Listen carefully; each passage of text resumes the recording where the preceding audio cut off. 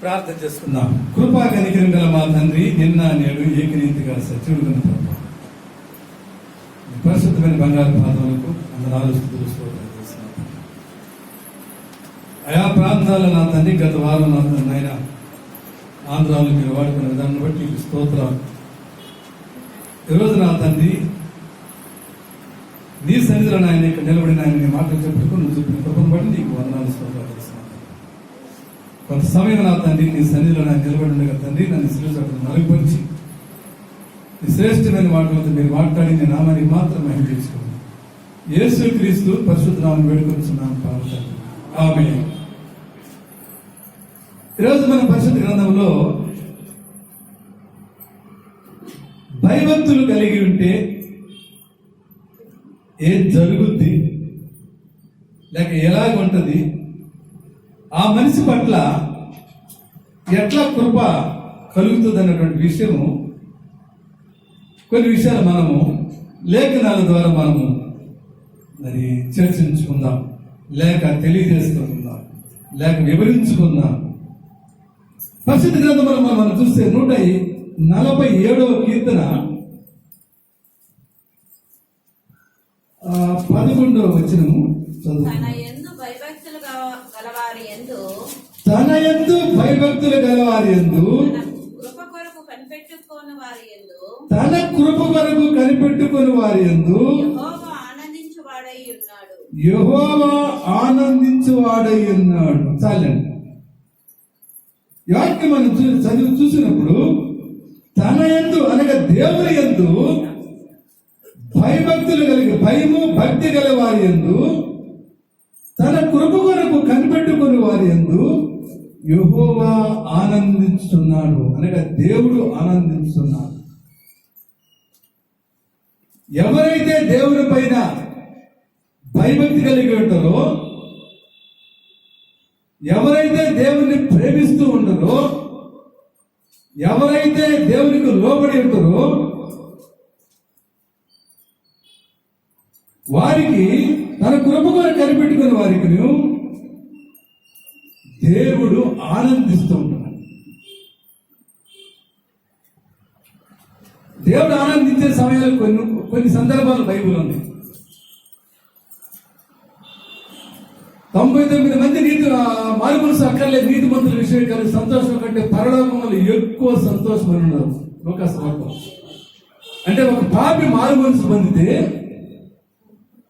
పరలోకంలో దేవుడు దూతులు పరలోకం అంతా కూడా సంతోషిస్తుందంట. ఎంత గొప్ప విషయం చూడండి.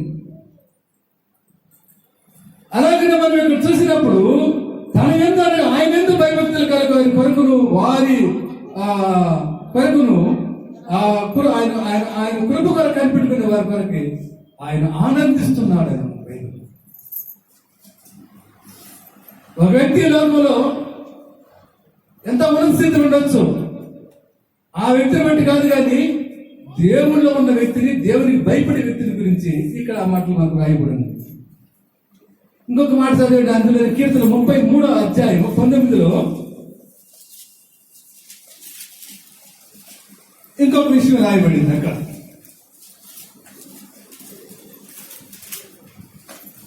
యెహోవా దృష్టి ఆయన యందు భయభక్తులు గలవారి మీదను ఆయన కృప కొరకు కనిపెట్టుకుని వారి మీదను నిలుచుతున్నది. చాలండి. యెహోవా దృష్టి ఆయన మీద భయభక్తులు గల వారి మీద. ఆయన ప్రతి మనిషిని చూస్తున్నాడు ఈ లోకంలో. ఆయన కనుమరుగైనటువంటి మనిషి, కనిపించినటువంటి మనిషి లేదు. పరిశుద్ధులు కనిపిస్తున్నారు, పాపాత్ములు కనిపిస్తున్నారు, అందరూ కనిపిస్తున్నారు. దేవుడి పట్ల తప్పిపోయిన వ్యక్తిని పట్ల కూడా ఆయన ఇంకా కృప చూపించి ఇంకనూ అతను మారాలని కోరుకుంటున్నాడు. ఇంకనూ అతని చెడు యొక్క వ్యసనాలు వదిలిపెట్టాలని కోరుకుంటున్నాడు. ఇంకనూ తన యొక్క దుష్టగుణాలు వదిలిపెట్టాలని కోరుకుంటున్నాడు. అయితే మనిషి వెంటనే చెడు మార్పులను మనిషి శిక్షించడం లేదు, కానీ సమయాన్ని దేవుడిస్తున్నాడని నేను మనకు సెలవిస్తాను. చదివిన లేఖను మనం చూసినప్పుడు యెహోవా దృష్టి ఆయన యందు భయభక్తులు గల వారి మీదను, ఆయన యందు దేవుని యందు భయము భక్తి గల వాళ్ళ మీద నేను చాలాసార్లు చెప్తుంటాను. భయం అనగా ప్రతి విషయంలో కూడా నన్ను దేవుడు చూస్తున్నాడు, అది భయం. పాపం చేసే మనిషి కూడా భయపడతాడు. 6 అడుగుల వ్యక్తి గల ఒక వ్యక్తి కూడా 2 అడుగుల చిన్న పాపం కూడా తను చేయడానికి పాపంలో కానీ నేను పట్టుబడితే ఆ చిన్న బిడ్డకు కూడా భయపడతా మనిషి. ఎందుకంటే కారణం ఎందుకంటే పాపం అటువంటి. కాబట్టి ప్రేమ జన్మ దేవుని బిడ్డారా, ఆయన ఎంతో భయభక్తి గల వారి మీద ఆయన కను దృష్టి ఉన్నది. చూస్తున్నాడు, ప్రతి ఒక్కరిని చూస్తున్నాడు. తన యొక్క బిడ్డలను కొన్ని విశేషంగా చూస్తున్నాడు. ఎంతో మంది బయట ఆడుకుంటున్నప్పుడు కూడా, ఒకవేళ స్కూల్ కూడా వెళ్ళినప్పుడు కూడా ఏదైనా కొన్ని సందర్భాలు లంచ్ నుంచి తీసుకొని తండ్రి వెళ్ళినప్పుడు కూడా అందరూ చాలా తెలిసిన పిల్లలు ఉంటారు, చాలా మంది ఉంటారు అక్కడ. ఉన్నప్పుడు కూడా విశేషంగా తన తండ్రి యొక్క దృష్టి లేక తల్లి యొక్క దృష్టి తను బిడ్డ మీద వెళ్ళిపోయింది. కారణం ఎందుకంటే తను బిడ్డ కాబట్టి. ఈ లోకంలో ఒక విశేషమైనటువంటి వ్యక్తులు మనం యేసు ప్రభు రక్తం చేత కడగబడిన వ్యక్తులని, కొనబడిన వ్యక్తులని, ఆయన సొత్తుగా స్వాస్తున్నటువంటి ప్రజలు మనము ఈ లోకంలో ఒక విశేషమైనటువంటి వ్యక్తులని. ఆ విషయము దేవుడికి తెలుసు, సైతానికి తెలుసు. ఇద్దరు కూడా తెలుసు, దేవుడు పెట్టలేదు. కాబట్టి తన బిడ్డల పైన ఆయన కనుదృష్టి ఉన్నది, ఎప్పుడు చూస్తూ ఉన్నది. కొన్నిసార్లు మనకు వచ్చినటువంటి సమస్యల్లో లేక శోధనలో లేక బాధల్లో బట్టి దేవుడు అనేవాడు ఉంటే మనకి ఎందుకంటే జరుగుతుంది అనేటువంటి విశ్వాసంలో కూడా ఆ ప్రశ్న జ్ఞానాలు లేకపోలేదు. నన్నే చాలా మంది అడిగారు, నేను క్రమంగా దేవుని మందిరం వెళ్తున్నాను కదా, వింటున్నాను కదా, వస్తున్నాను కదా. వస్తే టోటల్ రాగంలో ఎక్కడ లేదు బైబిల్. అయితే ఒకటి చెప్పాడు బైబిల్. ఏం చెప్పాడంటే, అతడు నాకు మొరపెట్టగా నేను అతనికి ఉత్తరం ఇచ్చేదను. ఆ 91వ కీర్తనలో ఆ మాట రాయబడింది. అన్ని చెప్పండి. అతడు నన్ను ప్రేమిస్తున్నాడు కనుక నేను అతన్ని తప్పించదను. అతడు నా నామం ఎరిగిన వాడు కనుక నేను అతనిని గణపరచదను. అతడు నాకు మొరపెట్టగా ఉత్తరం ఇచ్చేదను. నెక్స్ట్, శ్రమలో నేను అతనికి తోడై ఉండేదను, అతను విడిపించి అతను గొప్ప చేస్తాను. మనం ఆరాధించే దేవుడు తన ప్రజలకు శ్రమలు రాలేదని ఎక్కడ రాయలేదు, రావని లేదు, కానీ శ్రమల్లో తోడయ్యింది దేవుడు. ఆయన ప్రతిరోజు ఈ కీర్తన నేను ఒకసారి చెప్పి ప్రార్థన చేస్తా. అంటే నేను బైహార్ట్ చేసుకోను ఈ కీర్తన మొత్తం 16 వచనాలు నుండి అన్ని ఇక్కడ చూసినప్పుడు ప్రతి ఒక్కటి కూడా వాగ్దానమే, మన పట్ల ఆయన తప్పించే వాగ్దానం. సరే, ఇప్పుడు సమయం లేదు కాబట్టి ఆ వాక్యాన్ని నేను చెప్పడం లేదు. ఇప్పుడు ఎక్కువగా ఈ వాక్యాన్ని నేను ధ్యానిస్తూ ఉంటాను. శ్రమలో నేను అతనికి తోడై ఉండేను. మనం ఆరాధించే దేవుడు మన శ్రమల్లో తోడై ఉండే దేవుడు అని లేఖనాలు సెలవిస్తుంది. కాబట్టి సమస్యలు వచ్చినంత మాత్రాన కృంగిపోని అవసరం లేదు. మనిషి మానవ నైజం కాబట్టి అటువంటి అనిపిస్తుంది. అయితే మనం ధైర్యం తెచ్చుకోవాలని లేఖనాలు మనం సెలవిస్తుంది. ఆయన కృపగా కనిపెట్టు వారి మీద నిలుస్తుంది. ఉచితమైన కృప చేతనే మనం రక్షించబడ్డాం, కానీ ఏ యొక్క గొప్పతనం మనలో ఉండి కాదు, ఏ మంచి మనలో ఉండి కాదు. ప్రతి మనిషి లాగా మనం కూడా పాపులమే. మేము కాదయ్యా, మేము మామూలు మొదటి నుంచి చిన్నప్పటి నుంచి క్రైస్తవులు అయినప్పటికీ కూడా క్రైస్తవ కుటుంబంలో జన్మించిన ఆ మనిషి మారు మనసు పొందుకుంటే ఆ మనిషి క్రైస్తవుడు కాదు, బైబిల్ అనుసారంగా. కాబట్టి ప్రేమ జన్మ దేవుని బిడ్డలారా, ఆయన దృష్టి ఎవరి మీద ఉందంటే ఆయన పైన భయము భక్తి గల వారి పైన ఉన్నది లేఖనాలు సెలవిస్తుంది. ఇంకొకటి చూడండి, ఇందులో 145వ కీర్తనలో ఒక మాట రాయబడి ఉంది. 19వ వచనం చదువుకుందాము. తన యందు భయభక్తులు గల వారి కోరిక ఆయన నెరవేర్చును. వారి మొర ఆలకించి వారిని రక్షించు. చాలండి. ఇక్కడ ఏమనుందంటే, తన యందు భయభక్తులు గల వారి కోరిక ఆయన నెరవేర్చు. దేవుని యందు ఎవరైతే భయభక్తిగా ఉంటారో, విశ్వాసం కలిగి ఉంటారో, మనకందరికి తెలిసినది కూడా కాదు, కానీ విశ్వాసం అనేది తన పరిమాణాన్ని బట్టి ఉంటుంది. అలా కార్యాలు కూడా జరుగుతాయి.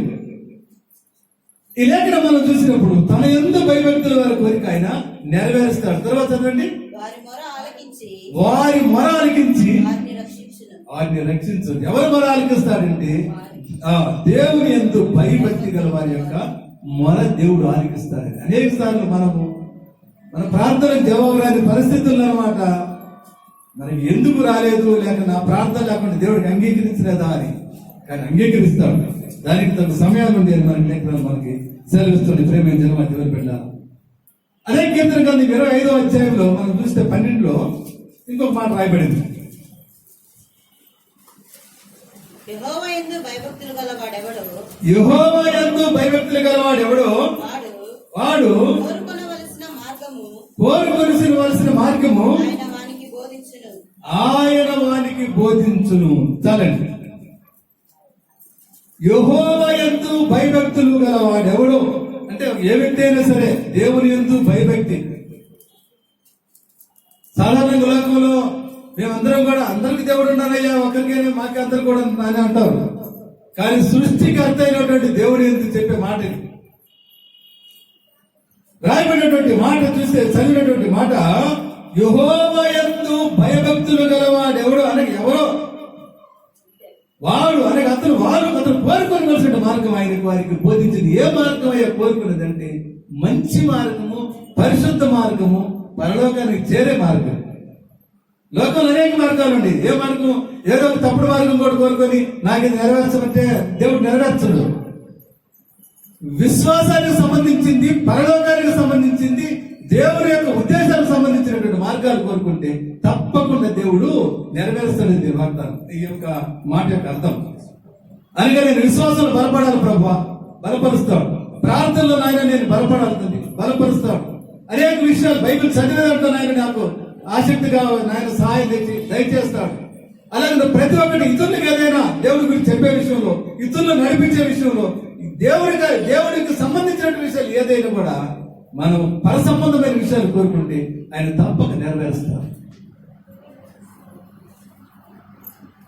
కాబట్టి తన యందు భయభక్తులు గలవారు కోరుకున్నటువంటి మార్గం అనేది పరసంబంధమైనటువంటి మార్గము.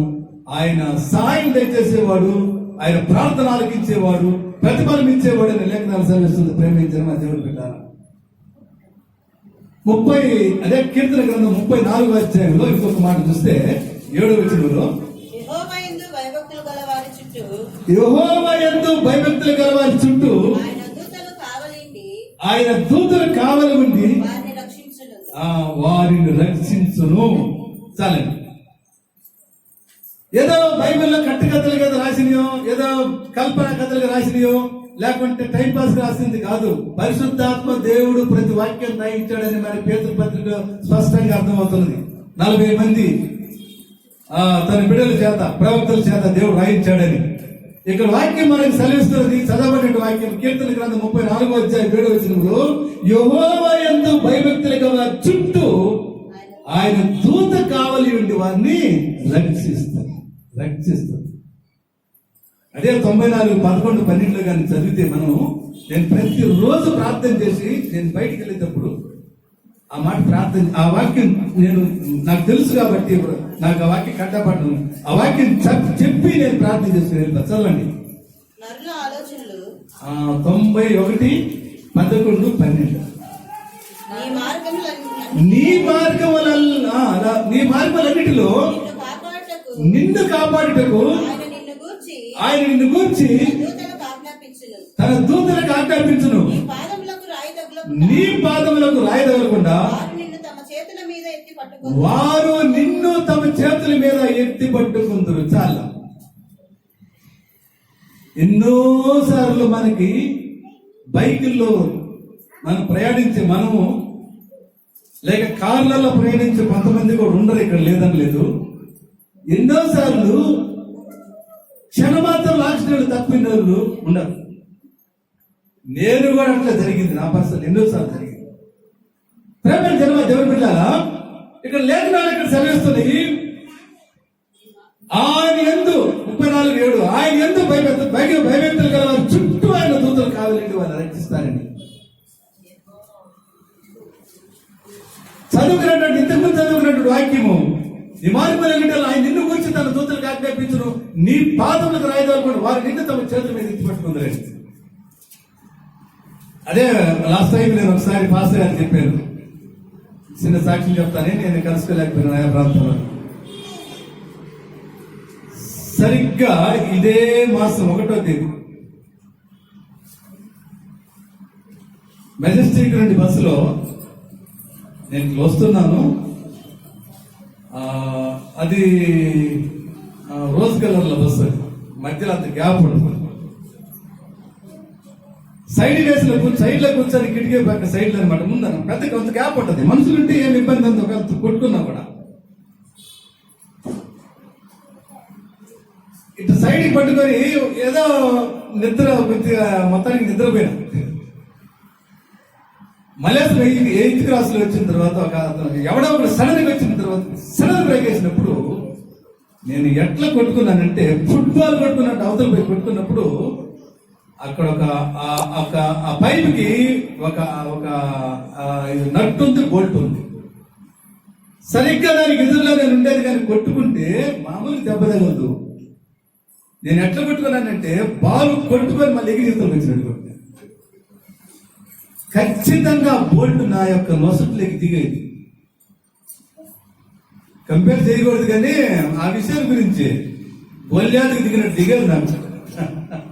గొల్లాది మనం కంపేర్ చేయకూడదు, మనకు వచ్చే సమస్యలు బట్టి గొల్లాదికి దిగేది నాకు. ఇక్కడ దేవుడు మహాకృప చేత పక్కలో ఒక ఏదో ఒకటి ఇంకొకటి మ్యాట్ లాగా ఉంటుంది, కొద్దిగా స్పాంజ్ ఉంటుంది దానికి. అది ఎందుకు పెట్టారో అది ప్రతి బస్సుకు ఉంటుంది, అది మీరు చూసారండి. దాన్ని కొట్టి పడినప్పుడు అయిపోయింది నా పని అనమాట. అందరూ వచ్చిండ్రు, వచ్చి పట్టుకొని ఎత్తి పైకి ఎక్కడికి చూస్తుంటే ఎంత తలకి ఎక్కడ కొట్టినప్పుడు దెబ్బ తగ్గలేదు, కానీ మోకాలు ఇట్లా గీక్కొని పోయినప్పుడు నాకు మామూలుగా మోకాలు కుడికాలు నొప్పి. హై స్కూల్లో కబడ్డీలో పడి కాలు ట్విస్ట్, ఈ మోకాలు తొలిగి దాన్ని సెట్ చేసేది. 45-50 ఏళ్ళ నుంచి అది దాని పని చేసుకుంటూ వస్తుంది, అనగా నొప్పి చేస్తూ ఉంటుంది. ఇప్పుడు కూడా నాకు మోకాలకి నీ క్యాప్ లేకుండా నడవలేదు. అక్కడ నీ క్యాప్ వేసినా కూడా కొట్టుకొని పోయి గాయమైంది. అలా మారిందండి దేవుని కృప చేద్దాం ఇంకా 10 రోజులకి. ఎందుకు ఈ మాట చెప్పాలంటే ప్రతి వ్యక్తికి దేవుడిని విశ్వసించి నమ్మి మంచిన బాప్తిజం తీసుకొని పరిశుద్ధంగా జీవించే వ్యక్తి, ప్రతి వ్యక్తికి కూడా తన దూతలు కాపలా ఉంటారని లేఖనాలు సెలవిస్తుంది. దేవుడి నామానికి స్తోత్రం కలుగును గాక. హల్లెలూయా. విశ్వసించండి ఆ మాటలు, ఏదో వ్యర్థంగా రాసిన మాటలు కాదు. ఎన్నోసార్లు మనం మన జీవితాల్లో ఎన్నో అపాయాలు తప్పించుకున్నాం, మనకు తెలియదు ఏదో అయిపోయింది అనుకుంటున్నాం, కానీ దేవుడు కృపని మనం జ్ఞాపకం చేసుకోవాలి. కాబట్టి ప్రేమ దేవుని బిడ్డలారా, ఇక్కడ రాసినటువంటి మాట, యెహోవా యందు భయభక్తులు గల చుట్టూ ఆయన దూతలు కావలి ఉండి వారు రక్షించును. ఒక మనిషి, ఒక వ్యక్తి, పొలిటీషియన్ అనుకోండి, ఒక మినిస్టరే పోతున్నప్పుడు చుట్టుపక్కల బాడీ గార్డ్స్ కానీ వాళ్ళకి పోలీసు కూడా ఉంటుంది, ఎందుకంటే తన ప్రొటెక్షన్ కోసం అన్నాడు. అది లోకల్ సమయం. మనకు తెలియని రీతిగా దేవుని బిడ్డల చుట్టూ దేవదూతలు కాపలా ఉంటున్నారు. అందుకే క్షణమాత్రంలో ఒకసారి దేవుని బిడ్డలు తప్పించుకుంటున్నారు. అనేకమైనటువంటి యాక్సిడెంట్లు, భయంకరమైన వ్యక్తులు, భయంకరమైన విపత్తులు ఎందుకు చనిపోతున్నారంటే వాళ్ళు దేవునికి అయిష్టం ఉన్న వ్యక్తులు, తాగి తందనాలు ఆడుతున్న వ్యక్తులు అనేక మందిని దేవుడు వదిలిపెడుతున్నాడు. కాబట్టి ఆయన దూతలు మన చుట్టూ కాపలా ఉంటాయని చెప్పిన విషయం మాత్రం మర్చిపోవాలి. ఈ లేఖనాలు మనకు సెలవుస్తుంది. ప్రేమించాలి మన దేవుని పెట్టాలి. ఇంకొక మాట చదువుకుందాం. సామెతల గ్రంథం 3వ అధ్యాయం 7వ వచనంలో ఇంకొక మాట ఉన్నది. అక్కడ మంచి మాట అది, అప్పుడప్పుడు చెబుతుంటా. నేను జ్ఞానిని కదా అని నీవు అనుకొనవద్దు, యెహోవా యందు భయభక్తులు కలిగి చెడుతనమును విడిచిపెట్టుము. చాలు. అప్పుడు అప్పుడు నీ నీ దేహములకు ఆరోగ్యమును ఆరోగ్యమును ఎముకలకు నీ ఎముకలకు సత్తువయు కలుగును. సత్వమే కలుగును అని ఇక్కడ లేఖనాలు సెలవిస్తుంది. చదవండి మాట ఏమన్నదంటే, నేను జ్ఞానిని కదంటే నాకు అన్ని తెలుసులే. ఒక మనిషి ఉన్నాడు అక్కడ, నాకు బాగా ముఖ్యంగా తెలిసిన మనిషి, కమ్ముగండారు.